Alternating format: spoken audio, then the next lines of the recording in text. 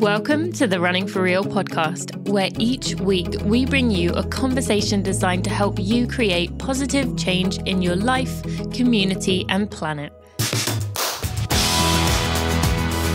It's a collective of conversations about running, the climate emergency, and social justice.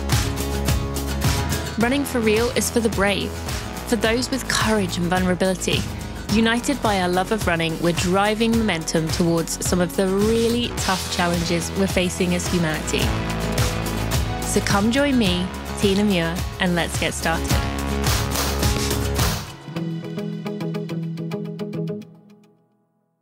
Hello, my friends, and welcome to episode 239 of the Running for Real podcast. Thank you for joining me today. We are closing in on 250. That is really hard to believe. And I'm excited that you're here. If this is your first episode, if you're a big fan of my guest today, welcome. I hope you enjoy and continue to listen. Not sure today's episode was my best work. I definitely was stumbling over my words for some reason. I was having a bit of a hard time getting words out, but hopefully you will forgive me for that. And if you are a loyal listener, you probably know these happen probably more often than they should. But I appreciate you being a loyal listener. So I wanted to just tell you and remind you that Running realized we had another episode come out just a few days ago. It is about women's running, primarily about women in coaching and the leadership aspect of things. So it's going to be this exploration of running coaches through experience, education, and tenure, and how the male-dominated industry of coaching is toxic to the development of female athletes. So we're really proud of this episode that came out. We think it was just a really powerful episode. And I hope if you haven't already checked that out, Running realized, you can go back and make sure that you do listen to it. And episode 1 came out on February 22nd. So you can go back and listen. February 22nd if you missed that one. Okay, so getting on to my guest today, Jesse Thomas is a former professional triathlete, the CEO of Picky Bars, and a podcast host. He is a wonderful human. He is married to Lauren Fleshman, which is where many of you may have first heard of him.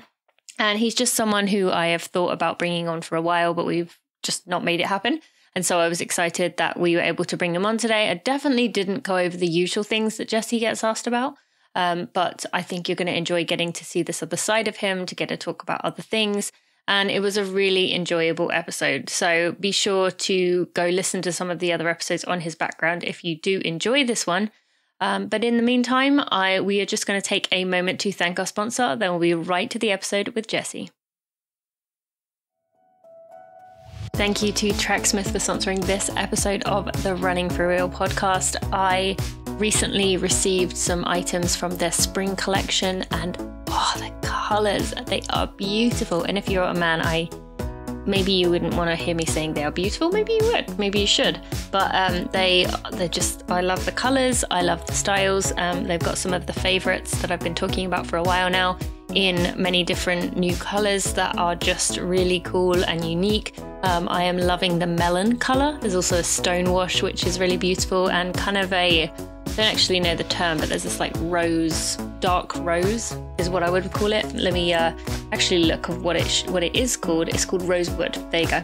I'm really loving these new colors of Tracksmith's items. Some of my favorites are the Harrier long sleeve, which I'm enjoying while the mornings are still chilly. I'm also really enjoying the Twilight series, which I really like the t-shirt, and the tank and the Horizon tank as well. Those are some of my favorites. You can get $15 off your order, $75 or more at tracksmith.com by using code TINA15. There is a lot to go check out there. They also have this journal, which if you've not already subscribed, you definitely should. This journal is full of a lot of wisdom. It comes into your email inbox, and it's one of those emails I actually read rather than leaving it in there for a little while and then thinking I'll read it and then not. It's really enjoyable. There's a reason there's a lot of buzz around it. So go check out the journal by going to journal.tracksmith.com, and remember to use code TINA15 while you're there to get $15 off your order of $75 or more.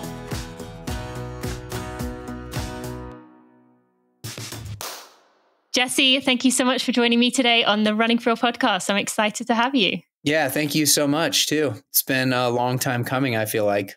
So. I know it has been, and I apologize for not reaching out sooner. I should have done, but you know how it goes. So yes, no apology necessary whatsoever. We have a lot to talk about. We have a lot in common, and I've warned you of this, but I want to warn the listeners that this episode is not going to go over Jesse's professional triathlete career. If you want to listen to that, there are plenty of other episodes of other shows that you can go listen to. I know Rich Roll has had you on. Jonathan Levitt for the long run has had you on. I'm trying to think of some others, but there are any others that come to mind. Triathlete Hour. Yeah. Most of the triathlete ones, Okay. Bob Babbitt and a whole bunch. So go look up some other ones if you want to hear that. But if you're okay with it, I would like to dive in off the deep end with a bit of a introspective, deep question. You ready? I am. Let's do it. Okay. So former professional triathlete, CEO of Picky Bars, podcast host. And those three things, recently I've been thinking a lot about how we define ourselves. And especially when I interview guests and I bring them on the show, I say, these are your titles. These are the things you have done. And the same with meeting people. When you're in a conversation, what do you do? What have you done? These are the things that tend to come up. But to me, those feel quite uncomfortable, and they lead us to be in a place where we are just defining ourselves by what we do. And it's pushing us more and more down this path of go, go, go, accomplish, keep shooting higher. And I know you've been doing a lot of reflecting along with your wife, Lauren Fleshman, about, what does matter in life. So when you hear those words, those identities, for me, I guess for you, it may stroke your ego, but what does it make you feel about? Does that explain who you are? Saying professional former triathlete, CEO of Picky Bars, podcast host. No, I mean, yes and no. Those are things that I've done for sure. And there are aspects of each of those things that I'm very proud of. I think the thing that is left off that list that is a huge part of how I define myself personally is just with my family. And so my, being a dad in fact, like specifically also being married, and being a partner of Lauren. But, when I look at, I created this is really corny, but I'll just say it. I created a life goals list when I was 22. So I was going through like my quarter life crisis. I had just finished my my running career, essentially. Actually, I was 23. Finished my running career. At least that's what I thought at the time, because I had broken my foot and kind of missed out on the transition to being a professional runner. And I was kind of like directionless for the first time in my life. And I made this list of goals in Excel, which was my like very dorky engineering way of making a list of life goals. And I had like I had columns of the like when I might try, like most likely try to achieve that goal, like start age and end age, and how important it was to me, like, basically. And long story short, the number one goal, having thought about all these things, was to be a great dad. And that was literally the thing that seemed like the most important to me. And it's funny to think about that now, because that was 18 years ago. And, 13 years, 12 years before I had a kid. And I still feel that way. I still feel like that's the most important thing. So, it's not always reflected in my time necessarily, but it's the thing that I feel like when the shit hits the fan, that's the thing where I want to be. I want to make sure I don't mess it up, So anyway, long answer to your question. Well, I gave a particularly long question to start with that was really long-winded and rambly. So people probably already switched off because they were like, get to the point. No, that's a great response, and I appreciate you giving the background on that, because I think that is important, and it's something that sometimes actually when I say I mention mother and wife as some of the things I define myself as or say, it almost gets pushback. Like, why are you mentioning that? Why do Mhm. you feel the need? And maybe it is me being a woman, Mm. but I do feel as you, those are the two most important roles that I hold, and should and will come ahead of almost everything most of the time. So, um, what about looking back now? How has that relationship changed? I mean, you said even early on you had that as a priority, but would you say at times in your career, those two things of being a husband and a dad have been further down the list? And how did you feel within yourself when that was the case? Yeah, for sure. For sure. I think all those priorities ebb and flow as, the demands of, uh, as the demands of other priorities ebb and flow. We have um, specific times in our lives where or I have had specific times in my life where I have the best chance or ability to achieve a specific goal that I know is finite. And in order Hmm. to put time into that, you do need to sacrifice other things for a little while, you know? And what's, weird about being a parent or being a husband, or a partner, ideally is that those things are, the intention of them typically is for them to be permanent, and they aren't always, Hmm. Hmm. of course. And there's nothing wrong with that. Um, but sometimes because they're permanent, it's kind of like the long game. You'd be like, well, this, that'll still be there when I'm done in 3 months chasing this other thing really specifically. And I've had to do that, and my family has had to be very supportive of me in those times. But also, I've had to be very communicative about that this is not permanent, that I'm going to come back, that, Mm. that I need this 3 or 4 months to chase this goal, whether it was an Ironman or whether it's like a business thing now, or even prior to having kids or being a triathlete, just even like while I was in business school, when I was married to Lauren. And there are times in our lives where we need to support our significant others in the pursuit of um, their goals at a detriment to us. And as long as you're communicative about Hmm. the length and duration and depth of that sacrifice, then you can often get through it. So, and Lauren and I have done a lot of balancing that with ourselves. I think that's such a good point about bringing it up of how long, what you expect and how long it will be. That's being honest with, look, this is going to take a lot of my time up over the coming months, but here's the deadline, the race, the event or something. Mm-hmm. Because I know a lot of people listening, particularly women, feel a lot of guilt about setting something like that, taking time away from the family. I should be home. I should be with my family. I shouldn't be doing these things. I can do these things when I'm, my kids are 20 and out of, Yeah. out at college or whatever. But there isn't really anything wrong with doing it when kids are younger, or when maybe if you don't have kids, if something comes up that's going to take away from another area of your life, but having it have an end point and then being prepared to be that person for other people in your life is really important to mention. Do you have Yeah. any advice for someone, as you and Lauren both have lots of spinning plates and things that you're trying to do while raising two young children? Do you have any advice for someone who maybe struggles to take that time for themselves or to set goals for anything because they don't want to come across as selfish?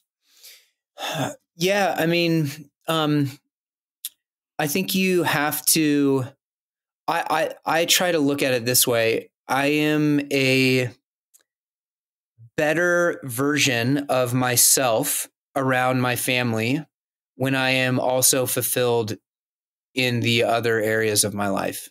Hmm.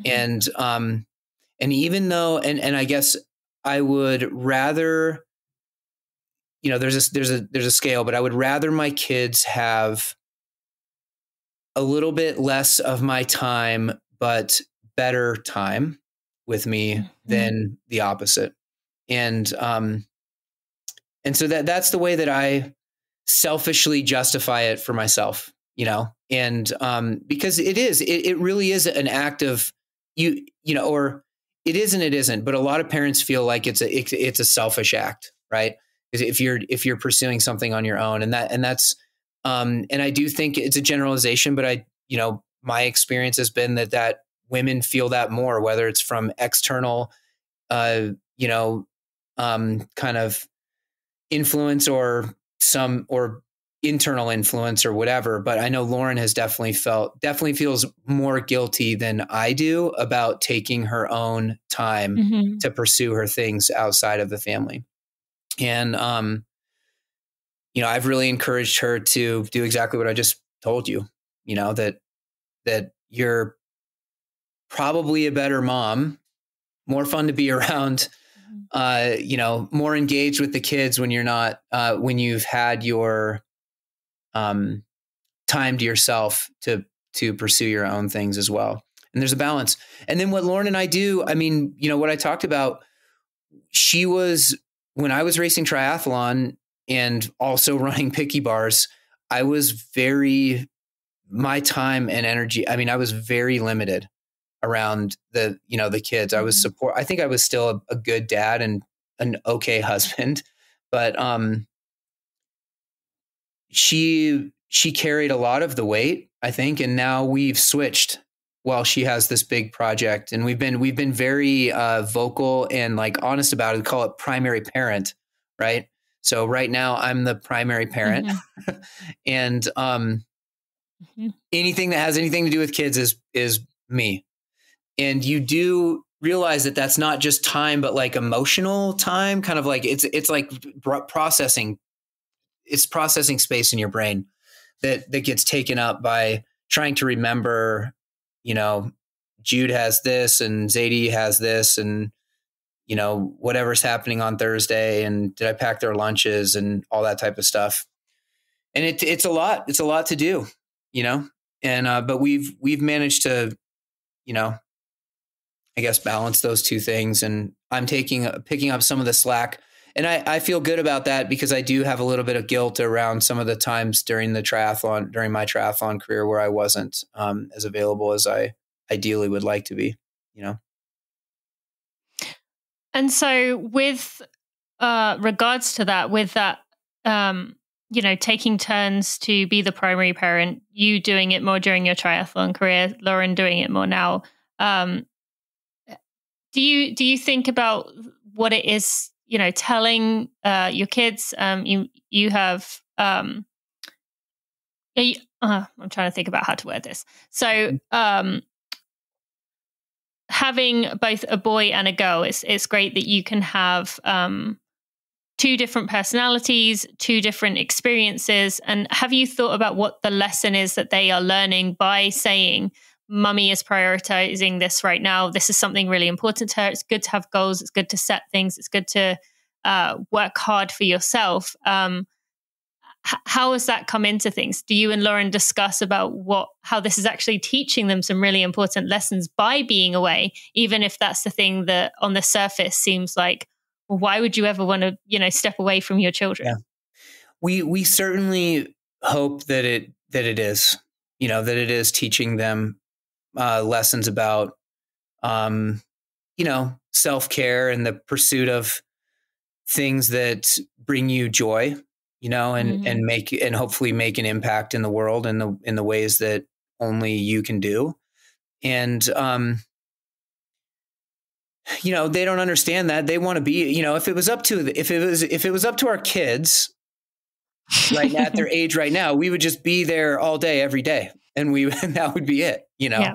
And it would drive us absolutely crazy. But, you can't do that. And so I do hope we're modeling it. I do hope that they look back and they see that, or it just kind of gets ingrained in their, in how they view the world and how they view themselves.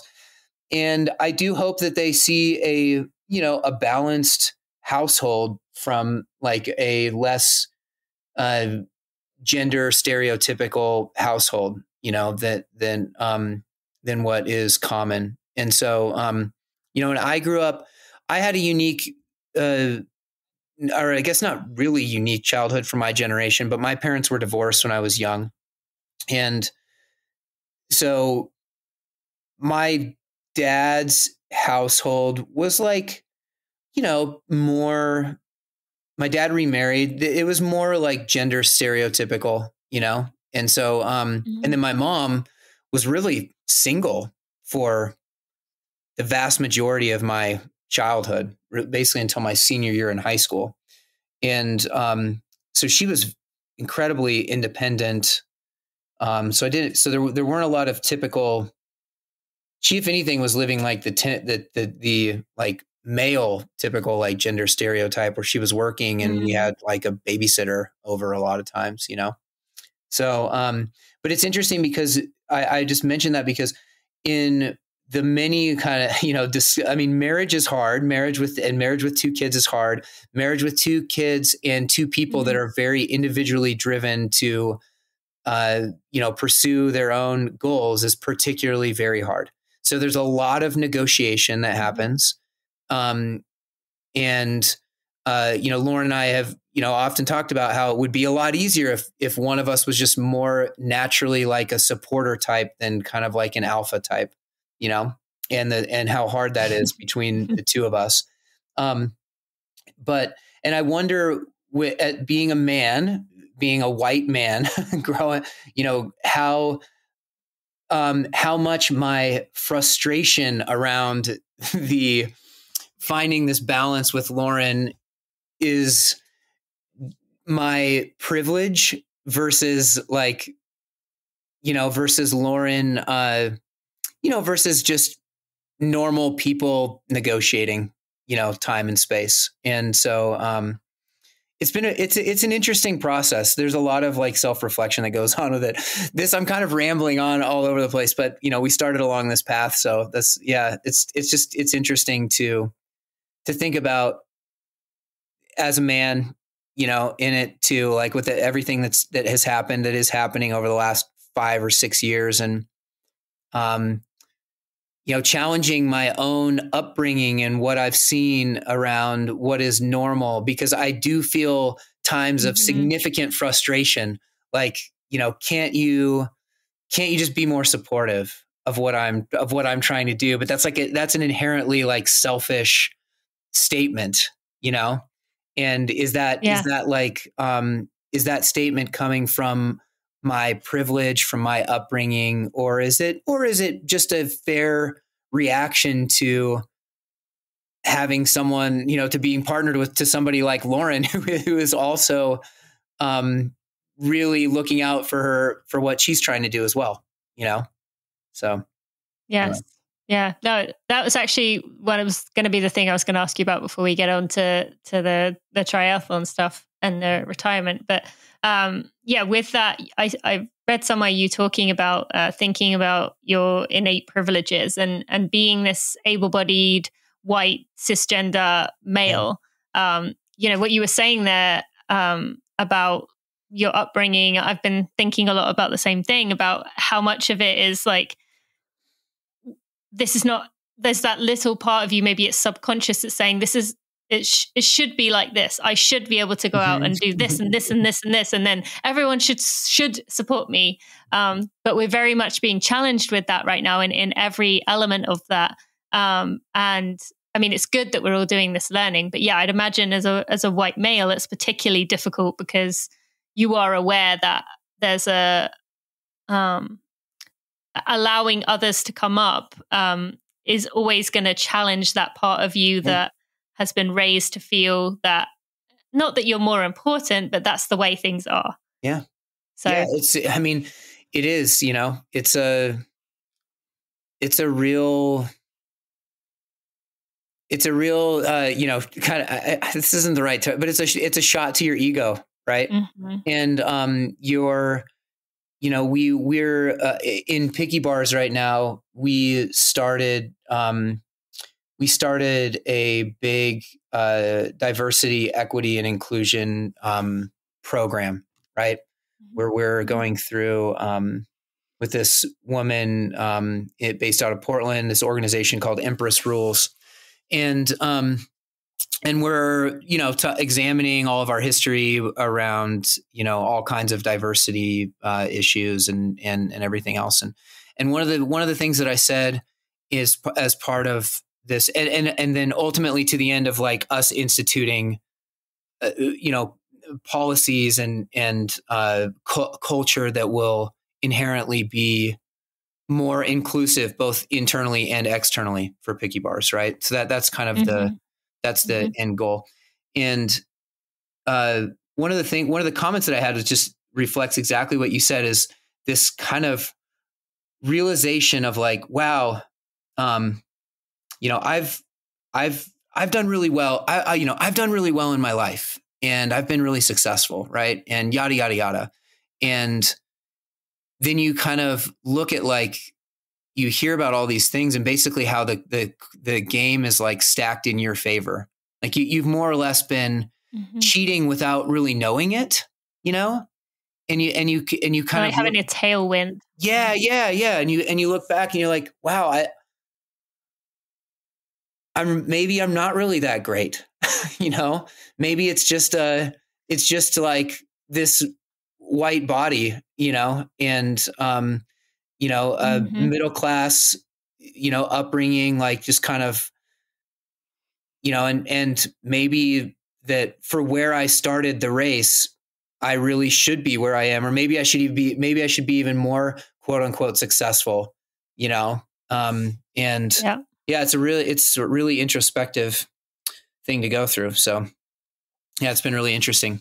No, I've been doing a similar thing. I always felt it's just, well, I've worked hard. I mean, that's where I am. Exactly, that's why I am where I am, because I work hard. And now I'm like, well, yeah, it's not that you didn't work hard, but yeah, you've had these nudges along the way or like paths that have opened up for you just without you doing anything. They just happened to. So I'm thank you for mentioning that. And obviously this is uncomfortable for both of us to talk about, because it requires that vulnerability. It requires you, challenging yourself and saying, I've got a lot to learn, and I'm sorry it's taken me till 2021 to figure this out.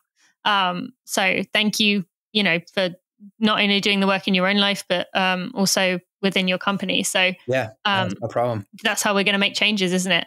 So let's talk about as I said earlier, I don't want to talk about the career itself. You're very successful. People can go listen to that other places, but you and I have a lot in common in that retiring, quote unquote, was like a very big story in itself, and was a very like defining moment, like a public moment, something that is just a bit of a strange sensation to describe that not many people will understand. And for me, I still, when people use the word retired, I cringe a little bit. Like I just like, ugh. Like I have like a physical reaction, because I'm like, don't use that word with me. Even though, because it feels so permanent, and like, there's that part of me that doesn't want to like lock it up forever, even though, like you, I have that feeling that I know that, I am not prepared to go there mentally, physically. There's other priorities, but it's still hard to let go of. So tell someone who doesn't know what this is like, has never been, maybe professional or even exceptional or anything in any area of their life. And they're seeing this moment of taking a word like retired, or taking a word like just stepping back from your sport, and thinking, well, what's the big deal? You just say, I'm not going to do this anymore. And then you get on with the next stage of your life. Tell us a bit about what was going on internally during that time of that 1 year of where you were kind of retired, but hadn't actually announced it yet. Yeah. It was, it was really interesting. I had known in 2018, that Lauren and I had our second kid right before Kona, the year before. I mean, right before. We mistimed it by a month. This is our bad. So the family had grown. I had been at the peak of my athletic career, and I could feel myself, like there were aspects I knew I could feel myself physically. There were aspects of myself that I was starting to kind of peak out, and was still very competitive, but starting to peak out. And then I had a big goal. I decided not to do Kona the following year, and I was just going to do this huge race in Germany that's like the biggest, most spectated Ironman in the world. And in the process of training for that, I was just starting to feel like I was very, very fit, but feeling really stretched on the family side with the second kid, and just starting to question the time and space going into this pursuit. Thank you to Athletic Greens for sponsoring this episode of the Running For Real podcast. I have been talking about Athletic Greens for years. As I've mentioned, I have my parents taking it, my sister taking it, Steve takes it, Bailey even drinks it sometimes. She has seen us drinking it so much that at 3 years old, she will often say, "Can I have some?" And it's so cute because she gets a little round circle shape thing from the the greens that ends up on the side of the, I'm not describing this very well. When she takes a drink, it gets on her face to give her a moustache. Let's just put it that way. And it's adorable. But she loves it. And that shows you that if a 3-year-old can like the taste of it, that's a pretty good sign, right? Athletic Greens Ultimate Daily is that all-in-one daily supplement with 75 vitamins, minerals, and whole food source ingredients that work together to help the body absorb and synthesize these nutrients in a highly bioavailable form. I've been talking about it for many years. It can replace a multivitamin and a number of the other supplements commonly taken by elite professional athletes and health-conscious go-getters. It makes it really easy for us to get this comprehensive nutrition without the need for multiple pills, powders, or these complex routines. I drink my Athletic Greens as soon as I wake up in the morning, every single morning. And I then run within, often I'll run within 20 minutes, half an hour of taking it. I don't have stomach upsets. I just feel great.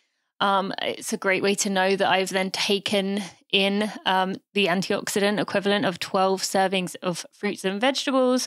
I have this peace of mind that I'm getting all the things I need to support my busy lifestyle, which takes a lot of stress off. It helps to maintain healthy skin, nails, and hair. And those adaptogens help to maintain hormone levels and support mood, which with the life stage that we are in right now, anything to support our mood is going to help us, right? So you can go to athleticgreens.com/Tina, where you can get the 1-year free supply of vitamin D3 K2. And you can they also giving 5 travel packs away with every month, just as a little bonus, as a little thank you and a little bit of support for you. You can give them away to someone that you love so they can try them, or you can just keep them for yourselves for when you are traveling, or maybe give them to someone in your family.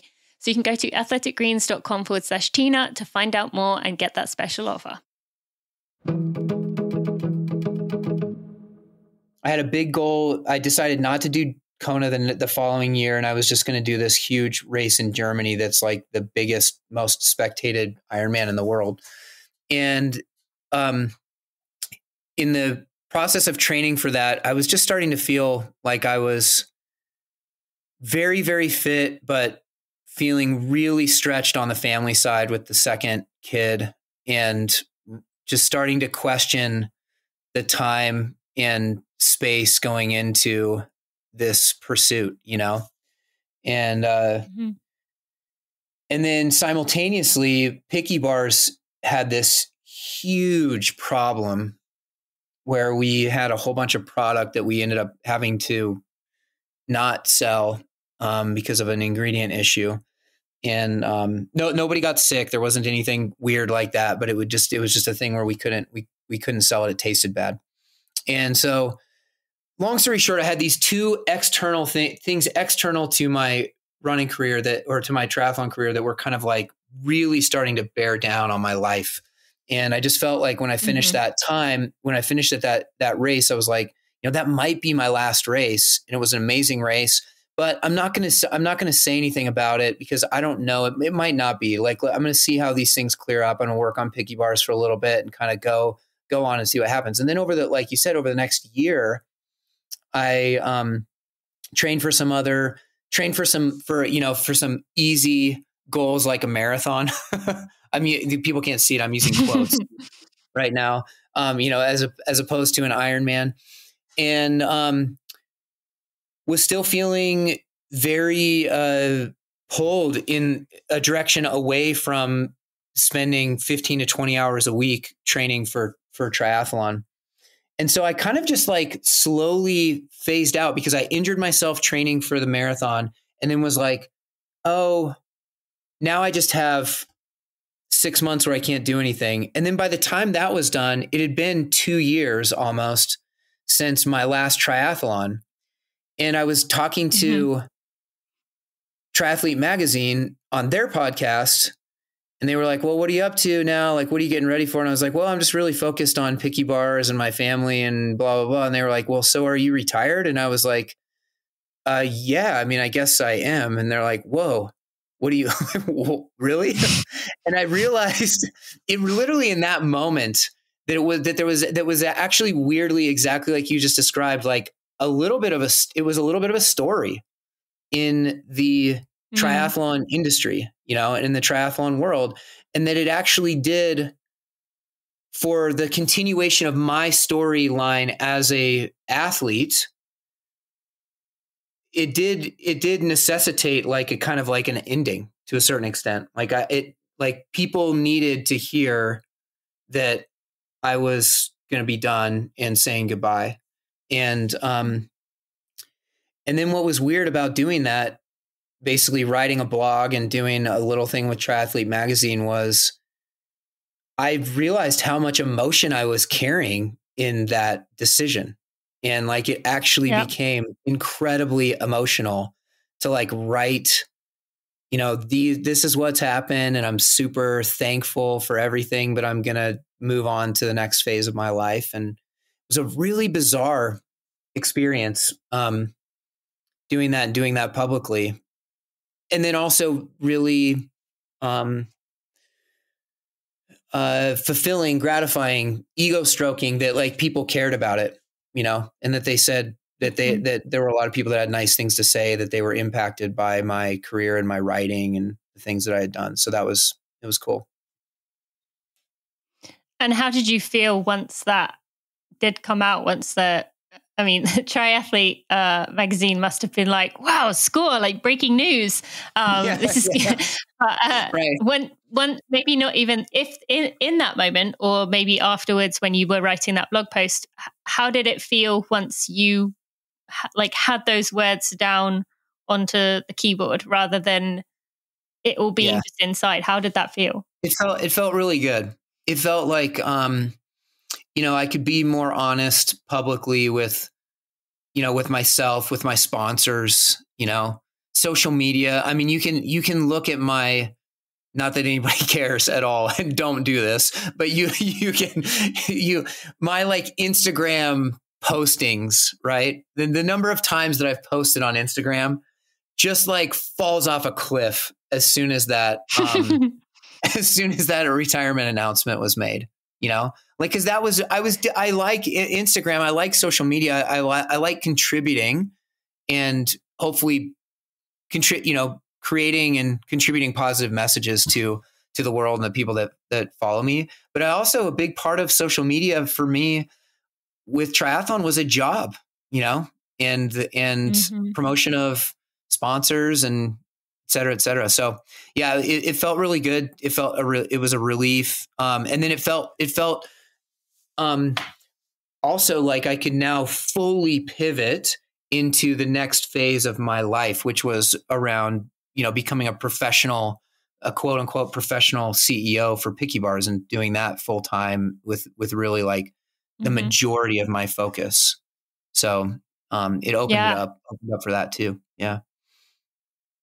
Yeah. And that's one of the reasons I wanted to bring this up, is because I think I read something, and I'm going to read it to you, that said, I'm proud of what I accomplished. Sure, there is more in the tank. I think this is from your blog post. I believe I could be competitive professionally for another few years if I really wanted to make the sacrifices to do so. that was very much what I felt when I stepped away from running as well. And it's, I don't know about you, but for me, I very much felt like it felt like powerful to know that there was more in there, but I wasn't going to like keep fighting and clawing and scratching for the what if, for the maybe, for the potential. And instead I was like, I'm stepping away. This is my choice. This is not me being thrown out because of injury. Yeah. And I just can't do this anymore. My body is broken. Like I am choosing to step in a different direction. And yeah, I just felt total peace. And same with you. I had decided, I just launched my business and I was like, this is, I want to put my energy into this.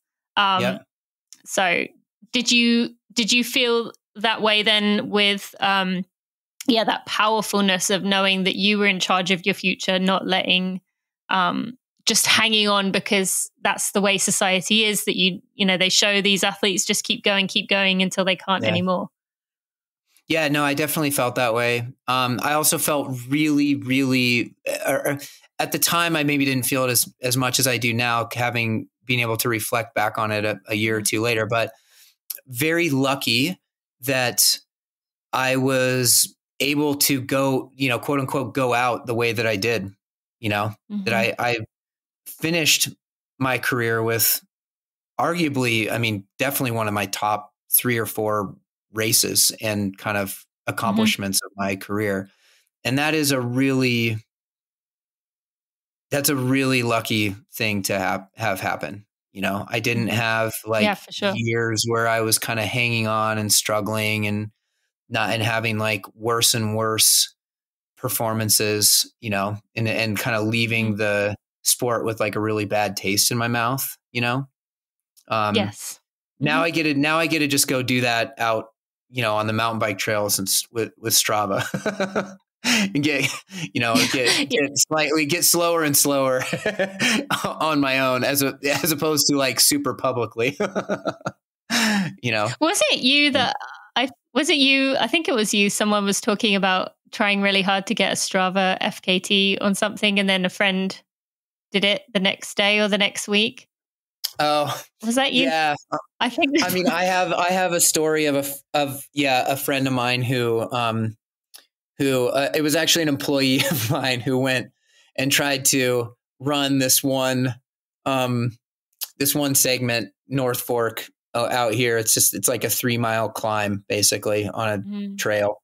And he had kind of been targeting it and like getting ready for it. And then he went out and he did it and he got it. And then like 3 days later, this other guy in town went straight out and beat it by another 30 seconds or whatever. And then it snowed and the trail was just gone for 6 or 8 months or whatever till the next year. But yeah, it's silly. Strava's a silly thing, but it is my primary competition mechanism now. Yeah. And so then let's talk about that. Like, have you struggled with motivation to get out there and do things when you don't have that dangling carrot of a goal? Like, how has your mental side of things been without having that structure? Yeah. It's been a mixed bag. You know, luckily for me, I had what was unique about my triathlon career was I had a 7-year stretch prior to starting my triathlon career where I was not an athlete primarily. And that gave me really good perspective for my triathlon career that I think added a lot to my ability to compete and also my ability to communicate with the triathlon community as kind of like a normal guy that's becoming a professional triathlete. And so for me, it's not as big of a stretch, I guess, as someone that went like straight from collegiate running or collegiate athletics into like professional athletics and having no kind of basis as a non-athlete. So that's been good because I had this period of time already. And so that's basically what I'm replicating now is that period of time where I just exercise for the reasons I like to exercise, which are health and fitness, but some amount of healthy competition with my surroundings but also with myself, you know, and I still love pushing. I mean, yesterday I went up and Nordic skied and just annihilated myself on this one really long climb. And there's something that still feels really weirdly good about that, and yeah. Yeah. So I like it a lot. So for someone who is listening to this and maybe hasn't retired as such or taken such a drastic step as you or I might have, or a big jump, but they're struggling because there aren't any races on the agenda. The future is unknown with what things are going on.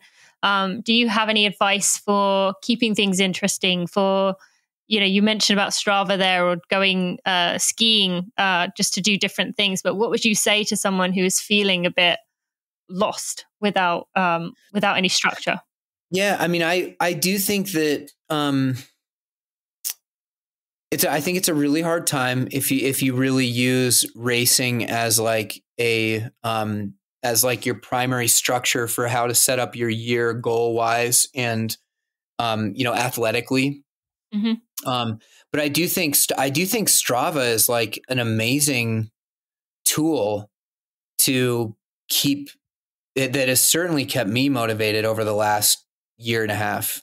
Mm-hmm. Finding a segment that you're interested in, it's basically a race that you can race whenever you want. And so, and that doesn't require being around a lot of people and, risking any type of, any type of coronavirus things or whatever else. So I think that's a great motivator. I really encourage people to do that. Go find a segment, something that is a challenge, and see how fast you can go, and then give yourself 2 months of training and see if you can beat it, or whatever. And I find it's not quite as motivating as an actual race, but it's very similar, because it's public. Mm-hmm. Yeah, no, that definitely makes sense. But what about someone who is like a middle of the pack person who's thinking, no matter how many months I train, I'm never going to get a Strava segment? Anything for them?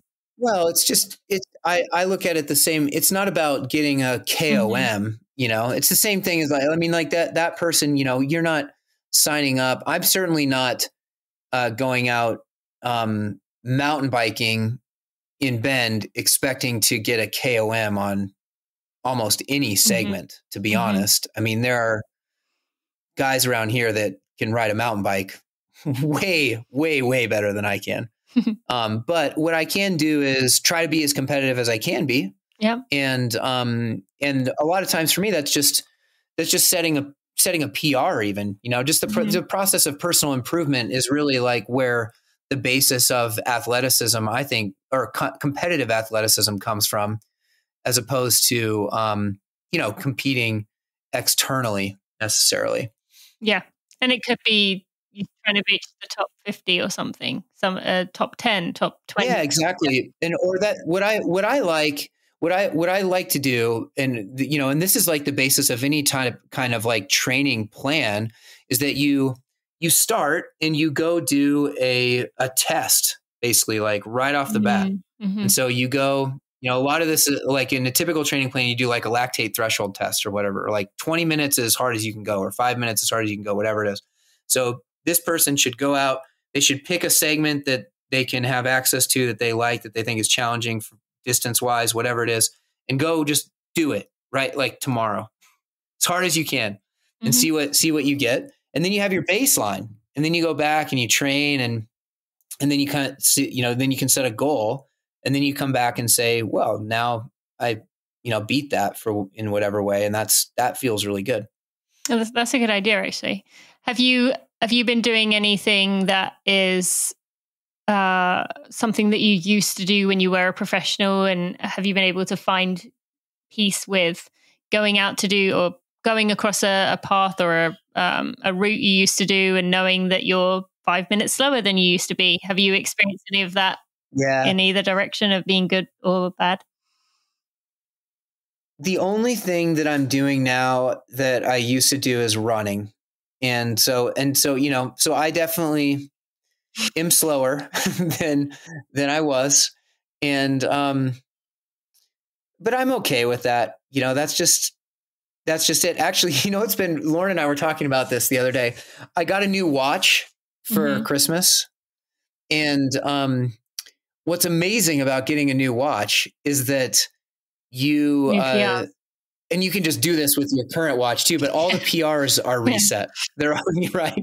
And so we, and what was particularly amazing about when I got this watch was I got it. Well, this isn't amazing, but Lauren and I, we talked about it on our podcast. We got coronavirus like second week of December. Right.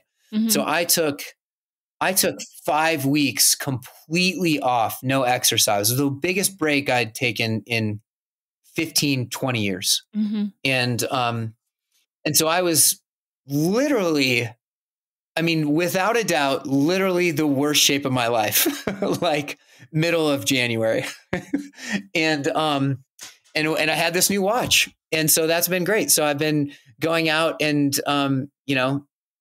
I like just 2 days ago, it was like, I set a 5K PR and it was like 22 minutes, according to my watch. The watch doesn't know that I ran a 5K in 14 minutes, like 20 years ago, but so it's still, it's kind of, it's nice, and Lauren and I were talking about how on our birthdays from here going forward, on my birthday, I'm going to reset all the like bests.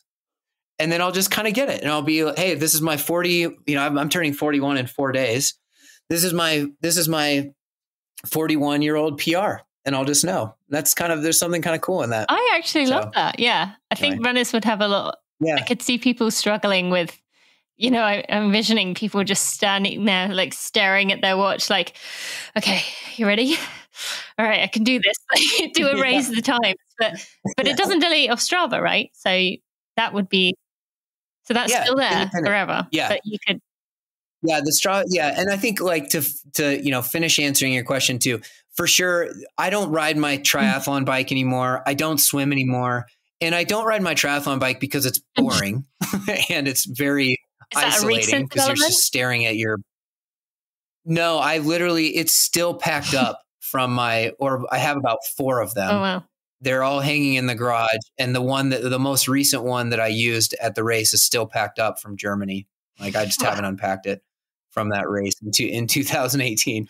And, but I ride my mountain bike a lot. And part of the reason I ride my mountain bike is because it's way more fun to be on the trails than it is to be out on the road. But the other reason is because I can actually still ride lifetime bests on my mountain bike because it's really technically oriented. And so even though I can't push the pedals quite as hard as I used to be able to, I can still ride faster. So that is fun. Yeah. That's good. But besides that, it's a little bit of a game of just, kind of resetting personal bests every year. And that's fine. I'm in a different phase of my life now.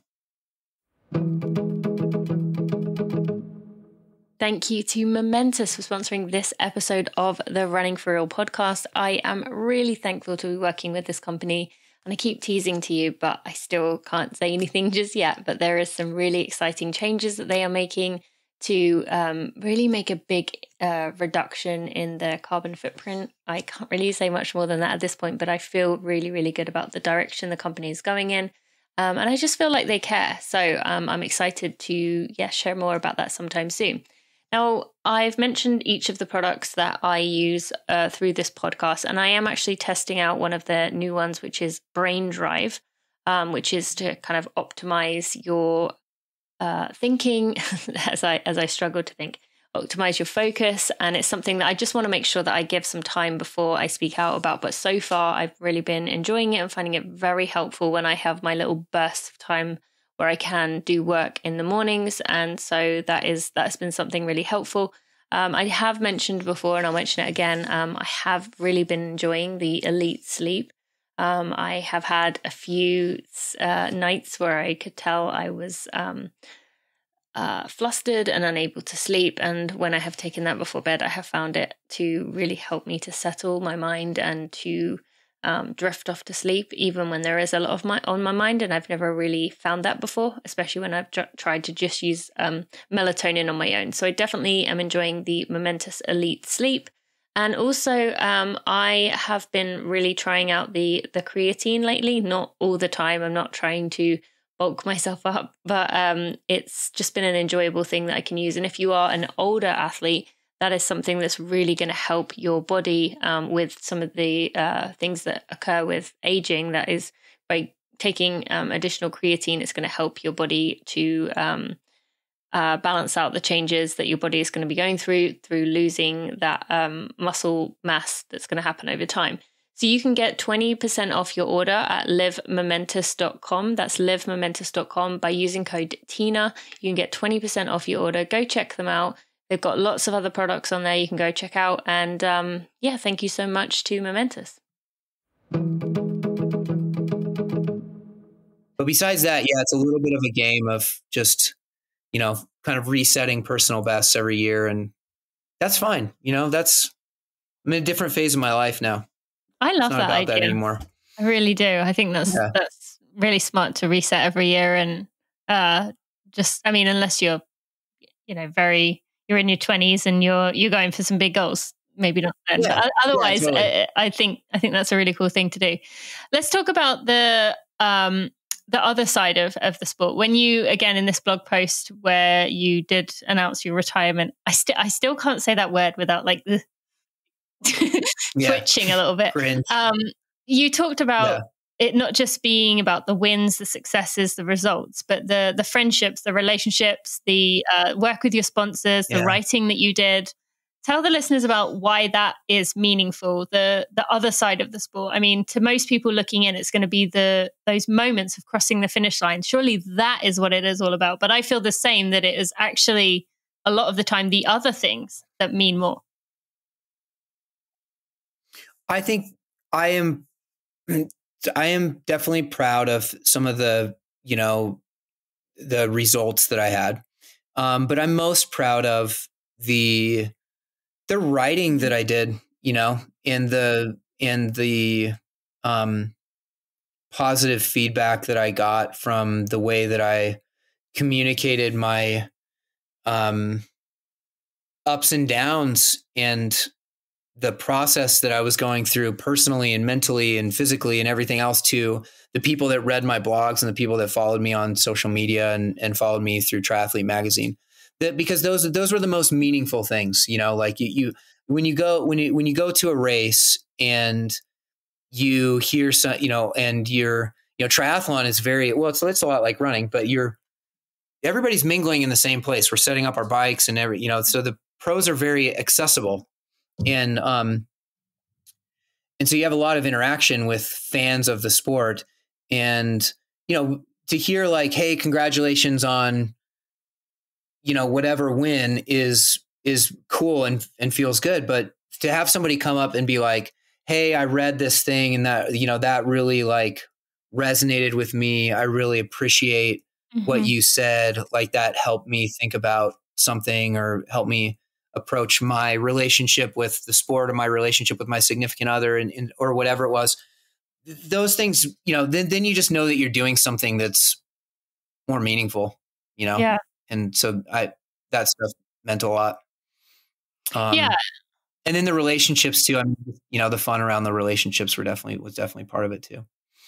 Yeah, I think it's something that is often underestimated, particularly within the sport. And it's something that you may not realize, or maybe you did straight away, but I feel like it took me a while to process all that running had given me beyond just those moments. And I feel now I've wondered at times if I've lost the competitiveness in me, because during that time, everything had to be competitive. Everything I did, I wanted to be the best. I wanted to give it my all. But now there's a lot of things that I feel are, I did what I could and that's enough, or I'm good enough. Like, have you had any experience or struggles with feeling that you did enough and you were good enough? And how has that changed within you over the years during your triathlon career and then since? Yeah. I mean, I think the first thing that pops into my head, I remember being at Kona, my maybe Hmm. third year as a pro. And so I wasn't racing there. I was just watching and doing sponsor stuff. And one of my sponsors, the guy that owns Roca, the CEO of Roca, who's also just a good friend of mine, we were talking about Kona. And at that time, I was really like, man, I'm never doing Kona. I'm never going to do an Ironman. Like, I'm not into it. He's like, yeah, you're really going to have to decide what you want to do, like in your career. Like, are you going to want to make this a thing or not?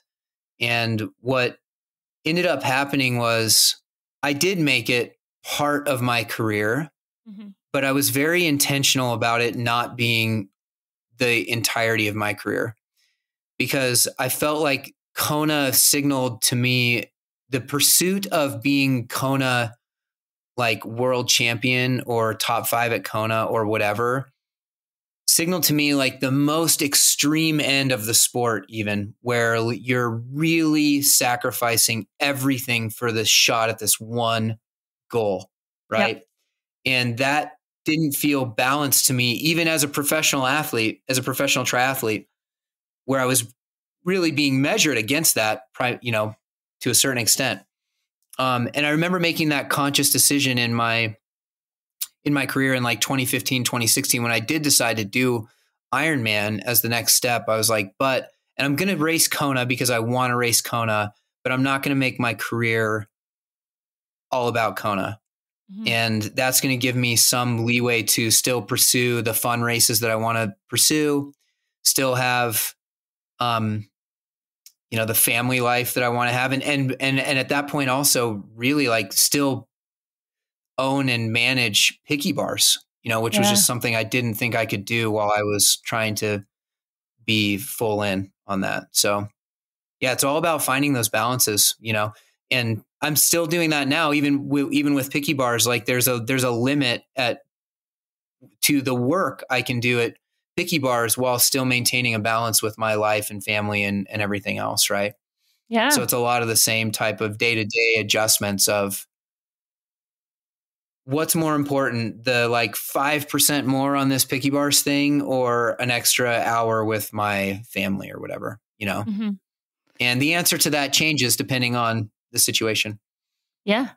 And what has being an athlete taught you about in your experience as a CEO? You've talked about being picky bars making you a better athlete, and you were picky bars making you a better athlete and a better athlete because of picky bars at the time. But what Yeah. about since? How has that helped you? Yeah. I think the biggest thing that it's taught me is, or the biggest tool I use in my in running picky bars as a CEO that I learned primarily through racing is this kind of like oblivious like confidence that it's going to Hmm. work out. Hmm. Regardless of the challenge that you face, and this like deep-seated confidence that somehow, even in the face of whatever the information that you have right now, which makes it look really scary, we're going to figure it out and we're going to get out of it, and that's it, because it's such a roller coaster that you ride as an athlete, as you get injured and you have races that you're more successful at than you thought you were going to be. And then races that you really like were, had terrible results that you weren't expecting.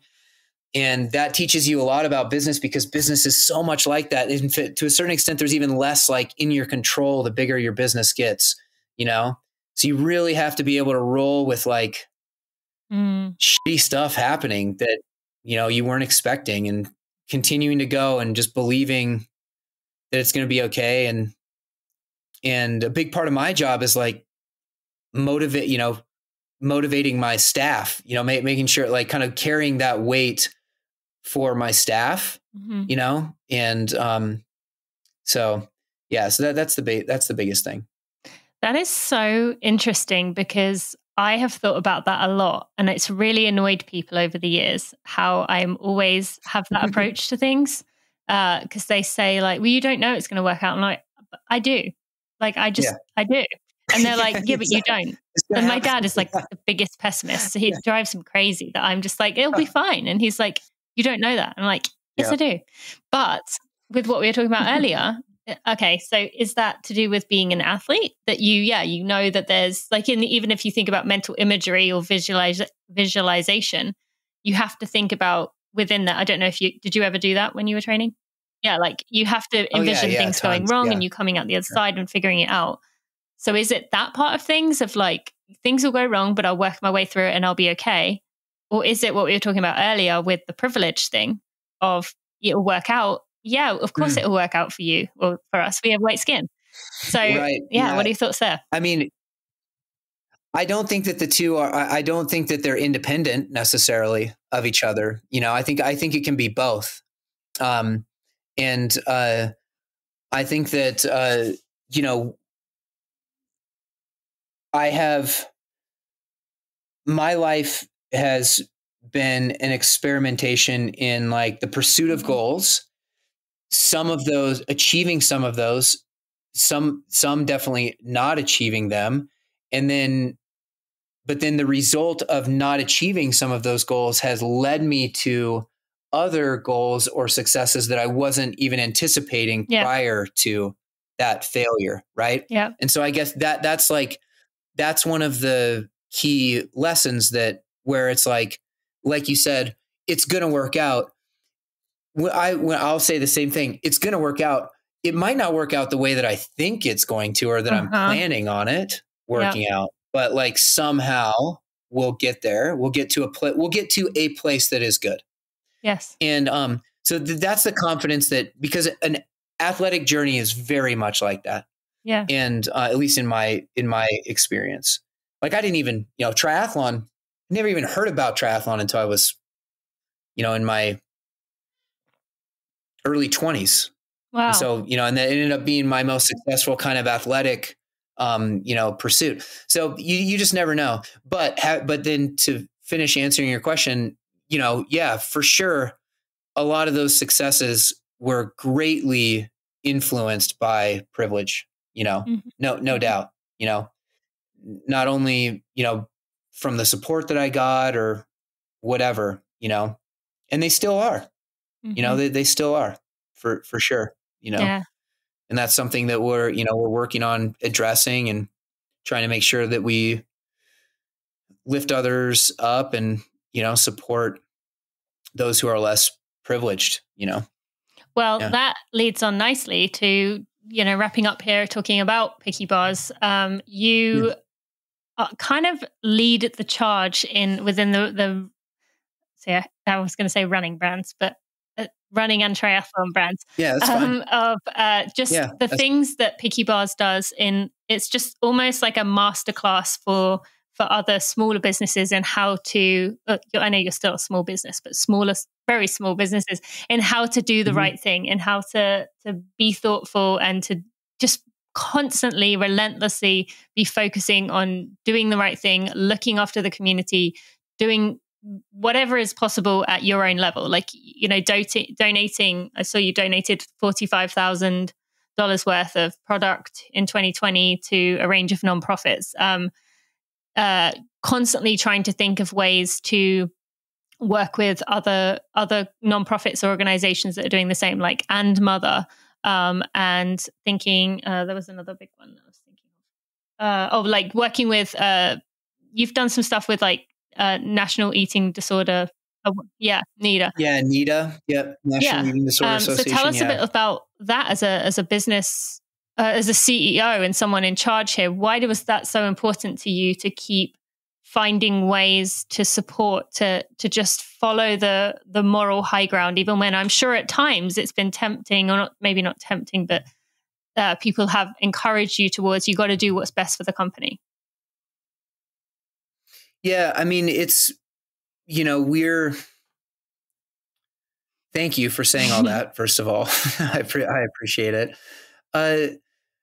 We didn't create the company to make money, is kind of like what it comes down to. We created the company to make great products and and hopefully deliver those products to people that want them and that are interested in them. And then what the company has become, as a reaction to that, and then also a reflection of Lauren, Steph, and I, the founders, is it's become a brand that hopefully promotes positive content and messages and messaging to its customers and fans and followers. And part of that is charitable giving and hopefully, doing things that we believe in, that, around healthy body image, positive, sustainable relationships with food, diversity, equity, and inclusion, gender equality, and all these kind of areas that are important to us. Having said all that, I mean, when you're a bootstrapped, small, tiny business, it's you have to make money too, or you have to make enough at least to pay everyone. And not even, we didn't pay ourselves. I didn't pay myself for 9 years, but I didn't need to. I was making money as an athlete, but I needed to pay my employees. So you have to walk this line of it. But what's been really nice about the last year or so is that we have rounded a corner to a certain extent where we have more resources now than we did before. And for us to be able to donate the amounts that you talked about, like those are serious amounts of money for a business our size and product. And hopefully as we continue to grow, we will have more ability to do that, and continue to do it, in that way. So, I'm proud of what we've accomplished so far. I still think we have a long way to go, like a lot of other businesses do. And, it's still, like I said, from the outset, we're operating from a very privileged standpoint, and we are for sure, examining that and taking action in the ways that we can immediately, and planning, and putting processes in place to where the action just happens on its own, as opposed to us having to kind of like consciously stop and do it. Yeah. So those are all things that we're working on. So hopefully we continue to do better. No, I mean, you talked about walking the line. I mean, I can't think of a brand that does it better than you, and while continuing to grow. And it's really been impressive to watch. Like, well done. I mean, not that my word means that much, but it really is amazing to see and really impressive. And just quickly, like, what is the dream for 10 years time? You said you got a long way to go. What would that look like? Well, so we're really kind of on like a 4-year journey right now. So the big thing that has changed is last fall we raised our first ever investment round. We brought on our first ever investor, and we did that for a couple reasons. We a big part of it was to basically decrease the financial risk personally to Lauren and I. Yeah. Because what had ended up happening was, I talked about 2018, this big problem that we had. We lost a bunch of money, and the business has grown enough to where Lauren and I are not wealthy people. Like, that money, the tail's wagging the dog, and it's all against us personally at that point. And it gets really scary. Yeah. And particularly as a husband-wife team that's balancing that together, it gets really scary. So we wanted to bring on a financial partner that basically like ensured the financial integrity of the company. But then in order to do that, we need to set out some goals whereby we generate a return for that investor, down the road. Mm-hmm. So we need to grow to a point where we can exit that investor. But we feel okay with that because Lauren and I have also decided we love Picky Bars. We also don't want to like own it and do it for forever, And what we want to do now is build it to a place where it's making a super positive impact on all of our communities with like great products and great messaging and great give backs. And then also just an amazing place to work. That's another big core piece of our best places to work thing. And we want to grow that to a point where there's interest in it from like a strategic merger or acquisition of some kind that could come in and invest in the company here locally in Bend, and hopefully continue to create jobs in Bend, which would be the kind of like the crown jewel in my result of it having been a kid that was born and raised here. Yeah. And so that's what we're working towards. And there's some precedents on that with there were some acquisitions of some brands here in Bend with Hydro Flask and 10 Barrel, where the acquirer came in and just invested more in the local stuff here. Wow. And so enabled them to do more, have more resources. So that's the hope. We got a ways to go, but we'll see what happens with it. Really cool. Well, along with, I'd imagine almost everyone listening, if not everyone listening, is behind you all the way. And people can go check out Picky Bars, go subscribe as a Picky Bar. What do you call it? Picky Bars Club? Yeah. Picky Club. Picky Club. Yeah, Picky Club. Member. Yeah, you can tell us a little bit more. I'll let you say it. Oh, well, no, that's great. We have our primary product is, as I like to say, is our Picky Club. So it's our subscription service. And just like I talked about, you can get our products at a discount, which is cool. And the more that you kind of subscribe to, the more of a discount you get. And it's super flexible. You can get whatever products you want. It's not just like a subscribe and save. It's really a custom built thing. But then what we also do with that Picky Club that makes it unique is we curate and create and develop content for the Picky Club that's specific to the Picky Club. So we have calls with me, with our other sponsored athletes. We have sneak peeks of like upcoming products that go specifically to Picky Clubs. There's like benefit beyond the kind of subscribe and save delivery service. And that's the core strategic focus of our business, is that service. And so if you're interested in that, check it out. Yeah. Thank you. And I appreciate that. Yeah. Happy to. Totally. And then the Work, Play, Love podcast, which you do host with Lauren, I'll put a link in there as well. And then to your social media. Yeah. Every once in a while.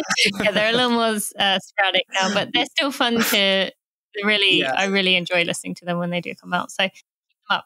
Thank you. Jesse, anything else you want to say to the listeners? Otherwise we can wrap up and bring you back on in future to see how you're going on those goals of Picky Bars. No, thank you so much for having me. I really appreciate it. And your questions were great. It was nice to talk about some different stuff. That was really fun. I appreciate that. Thank you. Of course, I am judging myself for like, oh, you're just like stumbling all over. I don't know what was going on. Like I couldn't formulate my thoughts in my brain this morning to like, but thank you. You're great. Okay. Well, I will let you go. And thanks again for your time. Yeah, you bet. Before we end this episode, I just want to take a moment to shout out my podcast editor, Jeremy Nessel, who has done such a wonderful job of looking after my podcast, taking out all the mishaps in the episodes, while still keeping in the vulnerability and the realness and the rawness of the conversation. This is not one of those podcasts where I take out the ums and the ers and the sometimes the delay in words, because I think it's very important to keep that authenticity. We're surrounded by perfected and manicured everything, and I think it's really important that Running for Real stays that way. So thank you to Jeremy for your work. I also want to thank Maria Vargas and Amber Moore, who are also part of my team. They've been a big part of this community and me being able to build this brand. So just want to give them a shout out too. All right, let's get right back to the end of this episode.